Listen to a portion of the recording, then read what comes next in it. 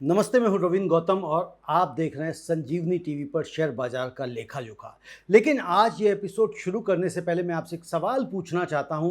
क्या आपने कभी सोचा है एक बाजार जो पूरी दुनिया की अनसर्टेनिटी को झेल रहा हो, ईरान यूएस वॉर की आग देख रहा हो, एफआईआईज की रिकॉर्ड सेलिंग देख रहा हो, वो बाजार कैसे टिका रहता है, कैसे 24,000 के ऊपर बना रहता है, कैसे मिड कैप और स्मॉल कैप बढ़ते रहते हैं? तो जवाब एक है कि भारत का घरेलू निवेशक, जी हाँ, वो एसआईपी इन्वेस्टर जो हर महीने पैसा लगाता है, वो डीआईआई जो हर गिरावट में खरीदता है, वो रिटेल इन्वेस्टर जो लॉन्ग टर्म स्टोरी पर भरोसा रखता है। और आज 7 मई 2026 इसी ताकत का एक और प्रूफ मिला।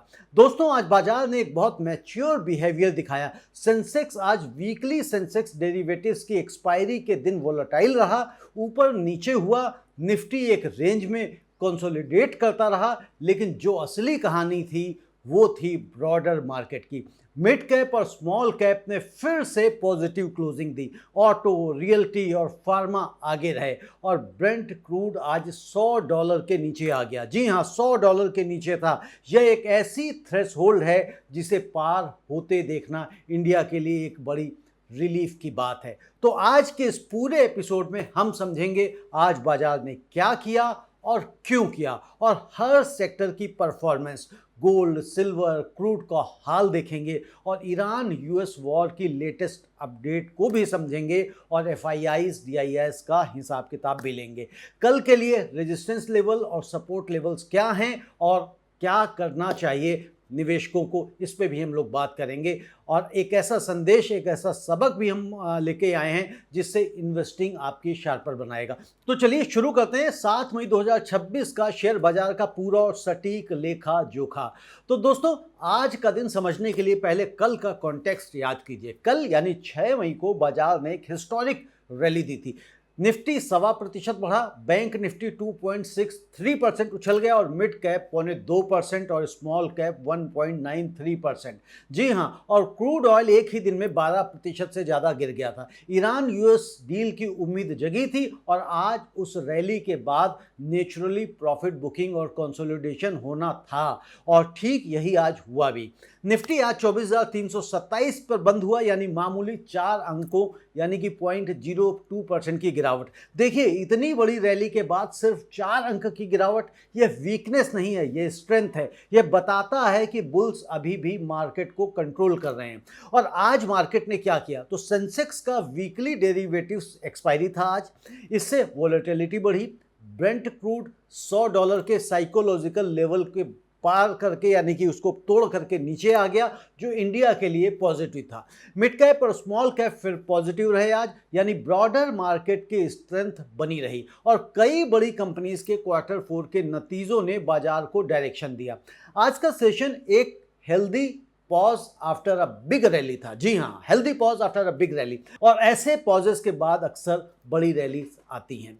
तो आज के मेन इंडेक्सेस को हम देख लेते हैं कि कौन कौन से रहे। तो निफ्टी 50 जैसा मैंने बताया कि 24,327 पर बंद हुआ, मामूली सा चेंज, 4% की गिरावट थी और 0.02% का बदलाव इसमें आपको देखने को मिला। यह प्रैक्टिकली फ्लैट क्लोजिंग थी। कल की क्लोजिंग 24,331 थी, आज उससे सिर्फ 4 अंक नीचे। निफ्टी की यह flat to marginally negative closing बताती है कि बाजार डाइजेस्ट कर रहा था कल की बड़ी रैली को, और यह एक अच्छी निशानी है। बड़ी रैलीज के बाद अगर मार्केट टूटता नहीं है, फ्लैट रहता है, तो मोमेंटम बना रहता है। सेंसेक्स फ्लैट लेकिन इंपॉर्टेंट लेवल पे रहा, यानी कि करीब 77,844 पर ये बंद हुआ और 0.15% की मामूली सी गिरावट के साथ।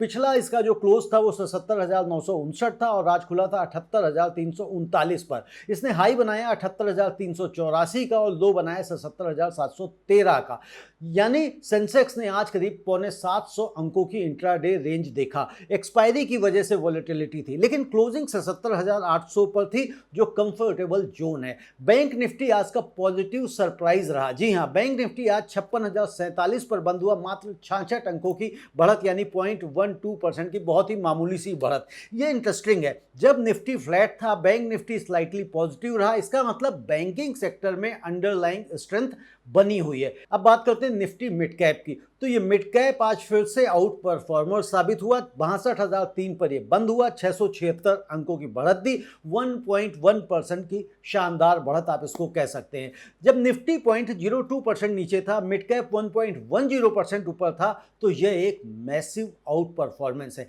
यह सिग्नल है कि डोमेस्टिक मनी, म्यूचुअल फंड्स और retail investors mid size companies में कॉन्फिडेंट हैं। स्मॉल कैप की अगर हम बात करें तो ये उससे बेहतर रहा। निफ्टी स्मॉल कैप आज 18,696 पर बंद हुआ, 161 अंकों की बढ़त, यानी कि 0.87% की ये बढ़त रही इसमें।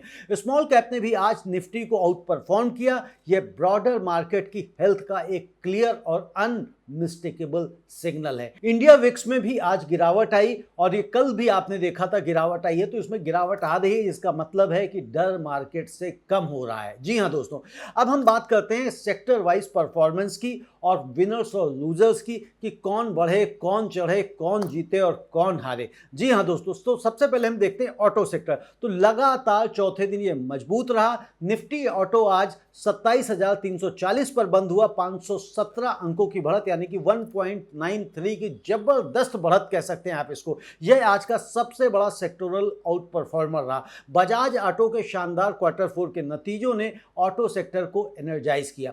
क्रूड ऑयल $100 के नीचे जाना ऑटो सेक्टर के लिए एक और बोनांजा है। फ्यूल कॉस्ट कम होती है तो व्हीकल ओनरशिप अट्रैक्टिवनेस बढ़ती है। फार्मा सेक्टर की अगर हम बात करें तो ये स्टेडी क्लाइंबर रहा। जी हाँ, निफ्टी फार्मा 24,135 पर बंद हुआ, 25.2 अंक, यानी कि मात्र 0.1% की मामूली सी बढ़त के साथ। फार्मा सेक्टर आज लगातार छठे दिन पॉजिटिव रहा, चाहे मामूली सा ही रहा लेकिन रहा। यह सेक्टर अभी एक स्ट्रक्चरल बुल रन में है। HDFC लाइफ के शानदार नतीजों ने हेल्थ केयर और लाइफ इंश्योरेंस सेक्टर को और सपोर्ट दिया है। मेटल सेक्टर की अगर हम बात करें तो निफ्टी मेटल आज 13,165 पर बंद हुआ, 35 अंकों की, यानी 0.27% की मामूली सी तेजी के साथ। मेटल सेक्टर में स्टेडी बाइंग रही। इंफ्रास्ट्रक्चर डिमांड और ग्लोबल मेटल्स की इंप्रूविंग आउटलुक से इस सेक्टर को सपोर्ट मिल रहा है। रियल्टी सेक्टर की बात करें तो इसमें रिकवरी जारी रही। निफ्टी रियल्टी आज 827 पर बंद हुआ, 5.2 अंकों, यानी कि 0.63% की मामूली सी बढ़त के साथ।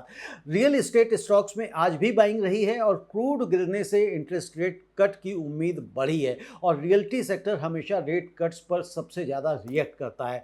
बैंक निफ्टी की अगर हम बात करें तो मार्जिनली ये पॉजिटिव रहा। बैंक निफ्टी आज 56,047 पर बंद हुआ, 0.12% की बढ़त के साथ। प्राइवेट बैंक 26,782 पर बंद हुए, 81 अंक की बढ़त, यानी कि 0.3% की बढ़त।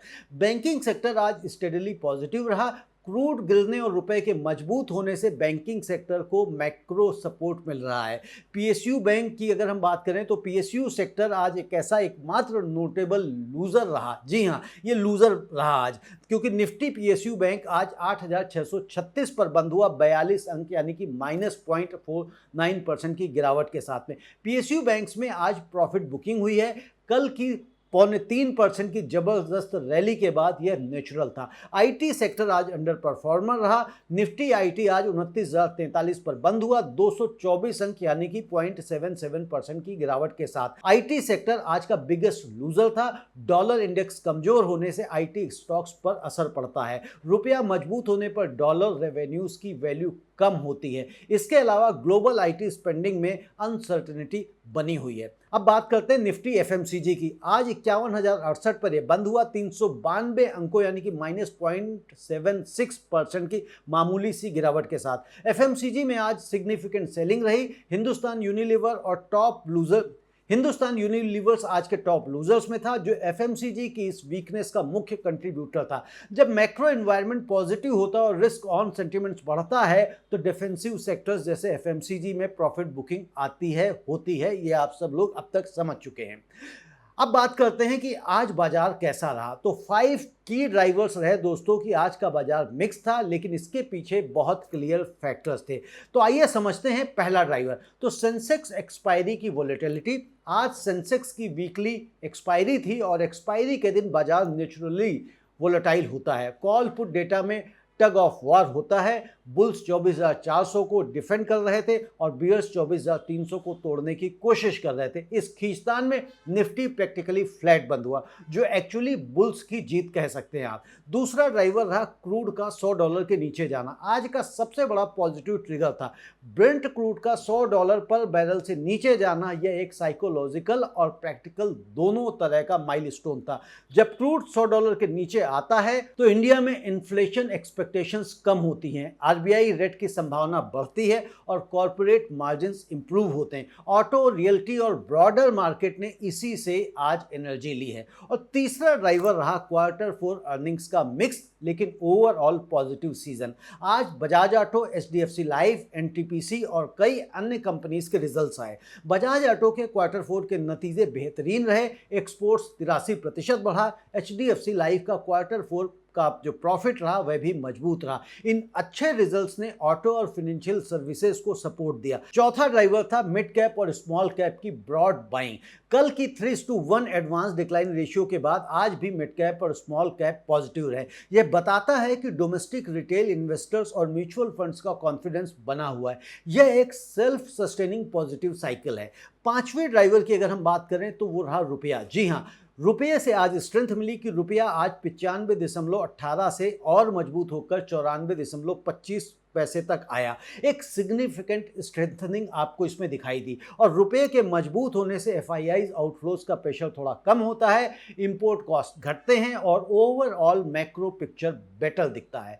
अब हम बात करते हैं कि ग्लोबल क्यूज की, तो दुनिया में क्या हुआ ये जानना जरूरी है। दोस्तों, आज ग्लोबल मार्केट का माहौल जनरली पॉजिटिव था। America record territory. जी हाँ, कल रात वॉल स्ट्रीट ने शानदार परफॉर्मेंस दी थी। नेस्डेक 25,326, 1.03% की बढ़त। डो जोन्स 49,298, 0.25% ऊपर। S&P 500 करीब 7,259, 0.81% ऊपर। स्ट्रॉन्ग Q4 कॉर्पोरेट अर्निंग्स और क्रूड ऑयल की गिरावट ने वॉल स्ट्रीट को एनर्जाइज किया।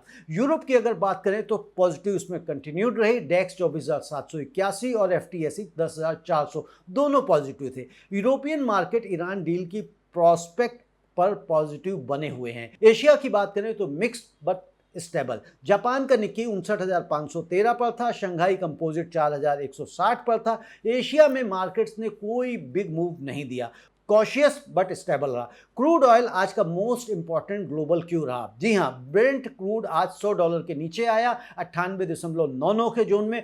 WTI क्रूड $96 के करीब था। यह एक मैसिव शिफ्ट है। 3 हफ्ते पहले ब्रेंट $113-114 पर था और आज 98, यानी कि करीब 14-15% की गिरावट आ गई है कुछ ही दिनों में। इंडिया के लिए एक ह्यूज इकोनॉमिक रिलीफ है। दोस्तों, रुपया भी बड़ा फैक्टर रहा। मैं पहले ऊपर भी बता चुका हूं लेकिन एक बार फिर से बता रहा हूं कि रुपया बड़ा फैक्टर कैसे रहा। 95.46 के ऑल टाइम लो से रिकवर करके 94.25 के पास पहुंचना, ये पॉजिटिविटी दी मार्केट को। और क्रूड का गिरना और डॉलर का कमजोर होना दोनों रुपए के लिए पॉजिटिव थे। गोल्ड की अगर हम बात करें तो इंटरनेशनल स्पॉट गोल्ड $4,700 पर आउंस के ऊपर पहुंच गया है। एक और स्ट्रॉन्ग डे फॉर बुलियन। जी हां, अब बात करते हैं कि गेनर्स, टॉप 5 गेनर्स कौन से रहे। तो निफ्टी के आज सुपर स्टार्स आज के टॉप 5 गेनर्स हैं, ये आप जान लीजिए, मैं रोज बताता हूं। तो एचडीएफसी लाइफ इंश्योरेंस 3.5% की जबरदस्त बढ़त दिखाई और एचडीएफसी लाइफ आज 628 रुपए पर बंद हुआ। ये खुला था 611 पे, हाई बनाया इसने 629 का, लो बनाया 609 का और कल बंद हुआ था 606 रुपए पर। एचडीएफसी लाइफ के मजबूत Q4 के नतीजों ने इसे आज का नंबर 1 गेनर बनाया। लाइफ इंश्योरेंस सेक्टर की लॉन्ग टर्म स्टोरी इंडिया में बहुत स्ट्रांग है। इंडिया में इंश्योरेंस पेनिट्रेशन अभी भी बहुत कम है, जीडीपी का सिर्फ 3.25%, जबकि डेवलप्ड कंट्रीज में ये 8 से 10% तक है। यह गैप ही इस सेक्टर की अपॉर्चुनिटी है और एचडीएफसी लाइफ उस अपॉर्चुनिटी का सबसे बड़ा बेनिफिशियरी है। नंबर 2 पर रहा बजाज ऑटो, 2.63% की शानदार बढ़त। बजाज ऑटो आज 2.5% से ज्यादा चढ़कर 10,590 पर बंद हुआ। ओपन हुआ था यह 10,582, हाई बनाया 10,740 का और ये क्लोज हुआ है 10,319 पे। बजाज ऑटो के क्वार्टर 4 के नतीजों ने मार्केट को चौंका दिया है। रेवेन्यू में जबरदस्त ग्रोथ, एक्सपोर्ट्स में 83% की उछाल, ये एक एक्सेप्शनल क्वार्टर था बजाज ऑटो के लिए। बजाज ऑटो आज पूरे ऑटो सेक्टर की रैली का नेतृत्व कर रहा था, लीड कर रहा था। जब किसी सेक्टर का हैवी वेट इतना बढ़ता है तो पूरे सेक्टर में पॉजिटिविटी आती है। नंबर 3 पर रहा है महिंद्रा एंड महिंद्रा, 1.98% की बढ़त। महिंद्रा एंड महिंद्रा 3,366 रुपए पर बंद हुआ। ये खुला था 3,312 पर और हाई गया था 3,399 पे और लो बनाया इसने 3,305 रुपए का। कल ये बंद हुआ था 3,301 रुपए पे। M&M पिछले 3 दिनों से लगातार टॉप गेनर्स में है। कंपनी का क्वार्टर 4 के रेवेन्यू 29.1% ईयर ऑन ईयर बढ़ा था और आज भी ऑटो सेक्टर की रैली में M&M सबसे आगे था। यह स्टॉक अभी भी एक स्ट्रॉन्ग मोमेंटम फेज में है दोस्तों। नंबर 4 पर रहा ग्रासिम इंडस्ट्रीज, 1.39% की बढ़त। ग्रासिम 2955 रुपए पर बंद हुआ, खुला था 2902 पे और हाई बनाया इसने 2975 का और लो था इसका 2900 का और इसने प्रीवियस जो क्लोज था 2915। आदित्य बिरला ग्रुप की यह डाइवर्सिफाइड कंपनी जो सीमेंट, केमिकल्स और पेंट्स में है, आज अच्छी बाइंग इसमें देखी गई। पेंट सेगमेंट में एक्सपेंशन और सीमेंट डिमांड की स्ट्रॉन्ग आउटलुक ने ग्रासिम को सपोर्ट किया। नंबर 5 पर रहा एनटीपीसी, 1.25% की बढ़त के साथ ये 400 रुपये पर आज बंद हुआ और ये खुला था 397 पर, हाई इसने बनाया 404 का और लो था आज इसका 393 और ये कल बंद हुआ था 395 रुपए पर। इंडिया के सबसे बड़ी पावर जनरेशन कंपनी आज गेनर्स में रही। एनटीपीसी की रिन्यूएबल एनर्जी एक्सपेंशन और कंसिस्टेंट डिविडेंड पेमेंट की स्टोरी इन्वेस्टर्स को आकर्षित करती है। पावर सेक्टर में एनटीपीसी एक सेफ, रिलायबल और ग्रोइंग इन्वेस्टमेंट है। अब बात करते हैं आज के टॉप 5 लूजर्स की। जी हाँ, टॉप 5 लूजर्स इस मार्केट में कौन कौन से रहे ये आप देख लीजिए। तो नंबर 1 पर रहा हिंदुस्तान यूनिलीवर, 1.9% की गिरावट के साथ आज ये 2,273 रुपए पर बंद हुआ, जबकि खुला था 2,310 रुपए पर और कल जो ये क्लोज हुआ था 2,317 पे ये क्लोज हुआ था। एफएमसीजी सेक्टर में एचयूएल आज सबसे ज़्यादा दबाव में था। कल एचयूएल 0.5% से ज़्यादा उछला था, उसके बाद आज प्रॉफिट बुकिंग आना नेचुरल था। एचयूएल एक फंडामेंटली स्ट्रॉन्ग कंपनी है, इंडिया की सबसे बड़ी एफएमसीजी कंपनी, लेकिन शॉर्ट टर्म में जब रिस्क ऑन सेंटिमेंट होता है तो डिफेंसिव स्टॉक्स में प्रॉफिट बुकिंग होती है। और नंबर 2 पर रहा गिरावट में टीसीएस, 1.33% की गिरावट रही और ये 2,403 रुपए पर बंद हुआ। खुला था ये 2,438 पर और ये कल जो बंद हुआ था वो बंद हुआ था 2,435 पर। आईटी सेक्टर का हैवी वेट टीसीएस आज दबाव में था। डॉलर कमजोर होने से आईटी कंपनीज की अर्निंग्स आउटलुक पर असर पड़ता है, लेकिन लॉन्ग टर्म में टीसीएस की क्वालिटी और एग्जीक्यूशन कैपेबिलिटी पर कोई भी सवाल नहीं है। नंबर 3 पर रही टाइटन कंपनी, 1.16% की गिरावट।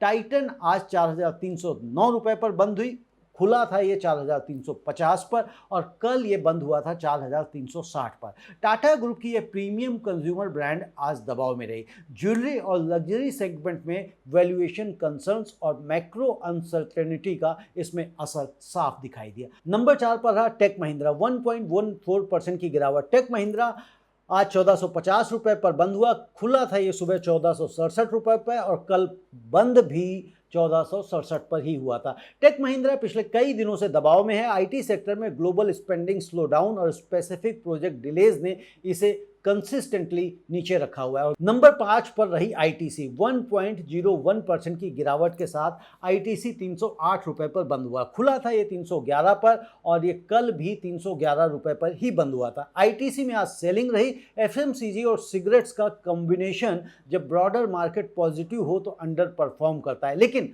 आईटीसी की डिविडेंड यील्ड और होटल सेगमेंट की ग्रोथ स्टोरी लॉन्ग टर्म में अट्रैक्टिव बनी हुई है। अब बात करते हैं एडवांस डिक्लाइन रेशियो की। तो आज की मार्केट ब्रेथ देख लेना बहुत जरूरी है, क्योंकि आज का एडवांस डिक्लाइन रेशियो बहुत कुछ बोलता है। जब निफ्टी और Sensex flat to slightly negative थे तब भी ब्रॉडर मार्केट की स्टोरी बहुत ही अलग थी। मिड कैप 1.1% ऊपर था, स्मॉल कैप 0.87% ऊपर था, ऑटो 1.93% ऊपर था, फार्मा पॉजिटिव था, रियल्टी पॉजिटिव था, मेटल पॉजिटिव था, बैंक निफ्टी 0.12% पॉजिटिव था। यह सब दिखाता है कि today's advance decline ratio significantly positive रहा। कल का 2456 वर्सेस 841 वाला रेशियो भले ही आज ना हो, लेकिन ब्रॉडर मार्केट की स्ट्रेंथ में कोई भी आज कमी नहीं थी। जब निफ्टी 50 फ्लैट रहे और मिड कैप स्मॉल कैप ऊपर जाएं, इसे technically Nifty 50 under performance broad market strength कहते हैं और यह एक बुलिश पैटर्न है। लार्ज कैप्स को कैचअप करना होगा जो आने वाले सेशंस में रैली का फ्यूल बन सकते हैं। जी हाँ, अब बात करते हैं एमसीएक्स की, यानी कि गोल्ड, सिल्वर और क्रूड ऑयल की आज हम बात करेंगे, जो कि लगातार अब हम इस पर कर रहे हैं, शामिल कर चुके हैं हम आप लोगों की डिमांड पे यह एनालिसिस। तो दोस्तों आज ये देख लेते हैं कि गोल्ड का हाल क्या रहा। तो गोल्ड में आज लगातार दूसरे दिन जोरदार तेजी देखने को मिली। एमसीएक्स पर गोल्ड आज जबरदस्त रहा। गोल्ड जून फ्यूचर्स ने 1,53,110 रुपये प्रति 10 ग्राम तक की ट्रेडिंग देखी। 0.64% यानी करीब 978 रुपये की बढ़त दिखाई दी। इंट्राडे हाई 1,53,865 तक गया और एमसीएक्स पर गोल्ड 1,54,000 के मार्क को छूने की कोशिश में था। इंटरनेशनल मार्केट में स्पॉट गोल्ड $4,700 पर आउंस के ऊपर पहुंचा 3% की बड़ी रैली के बाद। दिलचस्प बात इसमें यह है दोस्तों कि क्रूड ऑयल गिर रहा है और गोल्ड बढ़ रहा है। यह कैसे? तो इसका जवाब समझिए। गोल्ड एक सेफ हेवन एसेट है, लेकिन यह डॉलर की कमजोरी पर भी रिएक्ट करता है और जब यूएस ईरान डील की उम्मीद है तो डॉलर कमजोर होता है। कमजोर डॉलर में गोल्ड ऑटोमेटिकली एक्सपेंसिव हो जाता है इंटरनेशनल बायर्स के लिए।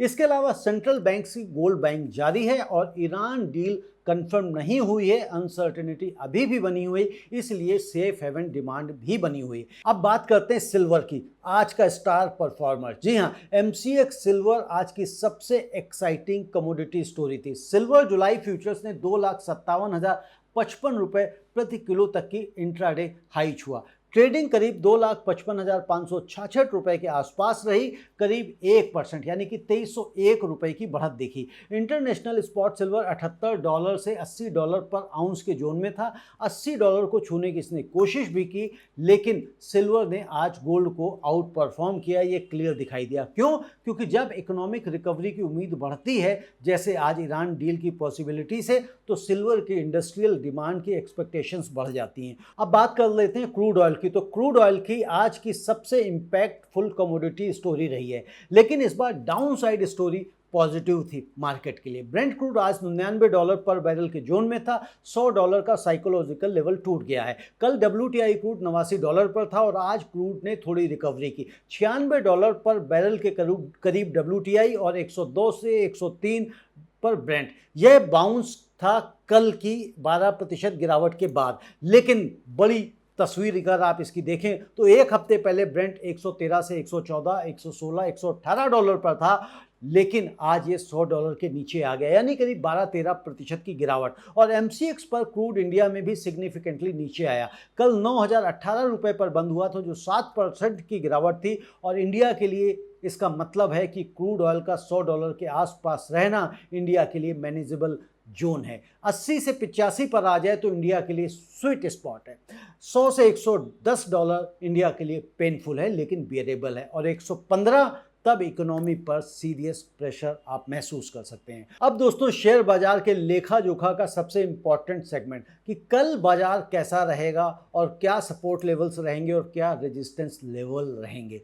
तो दोस्तों कल के लिए रोड मैप देख लीजिए। कल यानी कि 8 मई को मार्केट कहां जा सकता है, तो इसके लिए टेक्निकल लेवल्स बहुत जरूरी हैं। इमीडिएट सपोर्ट अगर आप निफ्टी का देखें तो 24,200 है, उसके नीचे 24,150। यहाँ ये 20 डे EMA है, स्ट्रॉन्ग सपोर्ट है। और क्रिटिकल सपोर्ट अगर आप देखें तो 24,000 है। ये एक साइकोलॉजिकल और टेक्निकल दोनों तरह का बड़ा सपोर्ट है। नेक्स्ट सपोर्ट 23,800 है अगर गिरता है, और उसके नीचे 23,750। इमीडिएट रेजिस्टेंस जो है वो 24,400 है और उसके ऊपर 24,500। स्ट्रॉन्ग रेजिस्टेंस 24,700 और 24,750। टारगेट अगर ईरान डील कंफर्म हो गई तो दोस्तों 25,000 से 25,200 के बीच में लेवल्स आपको दिखाई दे सकते हैं। जी हाँ, की लेवल वॉच फॉर टुमारो तो 24,300 के ऊपर होल्ड करना इसके लिए जरूरी है और नीचे गया तो 24,100 तक जा सकता है। सेंसेक्स के अगर हम लेवल्स देखें तो सेंसेक्स का जो सपोर्ट है 77,500 और उसके नीचे 77,200। इंट्राडे में यह सपोर्ट आज भी होल्ड हुआ। की लेवल्स अगर आप देखें तो 77,000 क्रिटिकल सपोर्ट है। अगर इसके नीचे गया तो फिर 76,200 का एक बड़ा रिस्क आप देख सकते हैं। रेजिस्टेंस 78,400 और उसके ऊपर 78,500, आज का हाई यही था। अपसाइड टारगेट 79,000 से 80,000 और बैंक निफ्टी की अगर हम बात करें तो सपोर्ट 55,500 और उसके नीचे 55,000, रेजिस्टेंस 56,500 और उसके ऊपर 57,000। दोस्तों अगर एफआईआई बाइंग आई तो बैंक निफ्टी 58,000 से 60,000 तक जा सकता है। दोस्तों अब ये देखते हैं कि कल बाजार कैसे रिएक्ट कर सकता है और किन किन वजहों से रिएक्ट कर सकता है। जी हाँ दोस्तों, कल यानी 8 मई को बाजार किस दिशा में जाएगा, तो इनके की फैक्टर्स क्या हैं उन पे आपको एक नज़र रखनी है और कल भी नज़र रखनी। फैक्टर 1, ईरान यूएस डिप्लोमेसी, सबसे बड़ा फैक्टर है ये। अगर कल कोई पॉजिटिव डिप्लोमेटिक अपडेट आ गया मार्केट शुरू होने से पहले तो जैसे पार्शियल एग्रीमेंट, स्ट्रेट रीओपनिंग की घोषणा या ईरान की पॉजिटिव सिग्नल, तो निफ्टी 24,500 और 24,700 की तरफ दौड़ सकता है। फैक्टर 2, क्रूड ऑयल लेवल, अगर ब्रेंट क्रूड कल $95 के नीचे आ जाए तो बड़ी रैली संभव है और 100 से $105 में रहे तो स्टेबल मार्केट की आप उम्मीद कर सकते हैं और $110 के ऊपर चला जाए तो मार्केट में आपको प्रेशर साफ दिखाई देगा। फैक्टर 3, एफआईआईज की एक्टिविटी, आज की एफआईआईज की एक्टिविटी का डेटा शाम को आएगा, क्योंकि जब अभी मैं रिकॉर्ड कर रहा हूं तब तक एफआईआईज का डेटा नहीं आया है, तो इस वजह से जब शाम को आएगा तो उसके आधार पर मैं कोशिश करूंगा कि रात के 10 बजे 11 बजे मैं एफआईआईज की एक्टिविटी का भी एक अलग से वीडियो बना दूं, जिससे आप कोई अंदाज़ा लग सके कि कल मार्केट क्या हो सकता है, कैसा इसको जंप मिलेगा या दबाव में आएगा। और इसके अलावा फैक्टर 5 की अगर हम बात करें तो ग्लोबल मार्केट्स, आज रात वॉल स्ट्रीट कैसे क्लोज करता है कल की ओपनिंग तय करेगा। ओवरऑल व्यू बुलिश बायस, टेक्निकल और फंडामेंटल दोनों तरफ से अगर देखें तो बाजार का बायस अभी पॉजिटिव बना हुआ है। क्रूड $100 के नीचे, रुपया मजबूत, ईरान डील की उम्मीद, Q4 के नतीजे, ओवरऑल पॉजिटिव सब दिखाई दे रहा है। दोस्तों अब एक वो सबक जो आज की मार्केट ने दिया वो आप समझिए और सुनिए, और इसको मैं एक कहानी के माध्यम से समझाना चाहता हूं आपको। मान लीजिए दो दोस्त हैं, पहला है अंकित और दूसरा है विक्रम। दोनों ने 2 साल पहले निफ्टी 50 इंडेक्स फंड में पैसा लगाया था। जब ईरान यूएस वॉर शुरू हुआ और क्रूड $113 पर गया तो अंकित घबरा गया और पैनिक में उसने अपना एसआईपी बंद कर दिया, अपनी यूनिट्स रिडीम कर ली, बेच दिया और पोर्टफोलियो अपना खाली कर लिया और कहा जब सब ठीक हो जाएगा तब वापस आऊँगा। विक्रम ने अपना एसआईपी चालू रखा, हर महीने वो वही पैसा लगाता रहा जो पहले लगा रहा था। मार्केट गिरा तो उसको ज़्यादा यूनिट्स मिले, मार्केट चढ़ा तो वैल्यू बढ़ी और आज जब निफ्टी 24,326 पर है, क्रूड $100 के नीचे आ गया और डील की उम्मीद है, तो अंकित अब सोच रहा है कि अब एंटर करूं, लेकिन अब निफ्टी ऊपर है, उसे वो यूनिट्स नहीं मिलेंगे जो बीच में सस्ते थे। और विक्रम क्वाइटली इन्वेस्ट कर रहा था, करता जा रहा था, उसके यूनिट्स बढ़ रहे हैं। बाजार मंदा था तो उसे ज़्यादा यूनिट्स मिले और आज पोर्टफोलियो उसका पहले से बेहतर हो गया, जबकि अंकित खाली हाथ है और समझ रहा है, कोशिश कर रहा है समझने की अब मैं अपना पैसा कहाँ लगाऊं। तो कुल मिला के वो विक्रम का पोर्टफोलियो देख के पछता रहा है कि काश मैंने भी नहीं बेचा होता। तो इसीलिए मैं हमेशा कहता हूँ, बार बार कहता हूँ कि पैनिक में कभी भी अपना सौदा बेचना नहीं चाहिए। फंडामेंटली जब तक आपको ना लगे कि यहाँ पे नुकसान हो रहा है, घबराहट है, पोजीशन खराब हो रही है, जिस कंपनी का शेयर आपने लिया था वो कंपनी डूब रही है, तब तक आपको शेयर नहीं बेचने चाहिए, लंबे समय तक इन्वेस्टेड रहना चाहिए। ये सबसे ज़रूरी सबक है और इसे मैं आप लोगों से बार बार इस कहानी को बताता हूँ, समझाता हूँ कि ना तो पैनिक में बेचें गिरावट में और ना ही बहुत तेज़ी में खरीदें, क्योंकि मार्केट कई बार बहुत तेज़ जाती है तो कई बार फोमो में लोग खरीद लेते हैं, अरे कहीं मैं छूट तो नहीं रहा हूँ, और पता लगता है जब उन्होंने ऊपर में बेचा, कहते हैं ना कई बार कि यार मैं जब ऊपर में खरीदता हूं तो मार्केट नीचे चली जाती है और जब मैं नीचे बेचता हूं तो मार्केट ऊपर चली जाती है। तो इस चक्रव्यूह से आप तभी बाहर आएंगे जब मार्केट में फंडामेंटली आप इन्वेस्ट करेंगे, निवेश करेंगे, मार्केट को समझ कर करेंगे। तो इसीलिए आप हमारा ये कार्यक्रम ज़रूर देखा करें। हम आपको समय समय पर ये ज्ञान देते रहते हैं और सारे के सारे मार्केट से आपको अवगत कराते रहते हैं। मुझे कल एक मित्र ने लिखा था कि लार्ज कैप पे भी वीडियो बनाएं, तो मैं डेफिनेटली 1-2 दिन के अंदर लार्ज कैप को भी इसमें शामिल करूँगा और लार्ज कैप के ऊपर एक अलग से वीडियो भी बनाऊँगा। ऐसा मैंने कमेंट में वादा किया था, वो मैं ज़रूर करूँगा।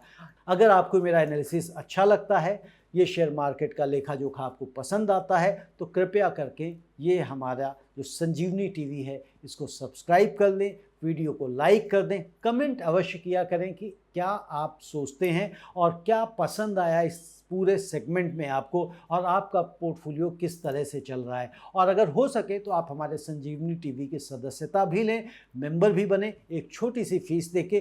तो उससे मुझे ये पता लगेगा कि कितने लोग सीरियस हैं जो मेरे इस कार्यक्रम को देख रहे हैं, और उससे मुझे और मोटिवेशन मिलेगा ताकि मैं आपको और इस वेल्थ क्रिएशन पे अलग अलग तरह के वीडियोस बना के साझा करूं और आपको एजुकेट करूं और सारे देश को फाइनेंशियली अवेयर करूं। आपका बहुत बहुत धन्यवाद। नमस्ते।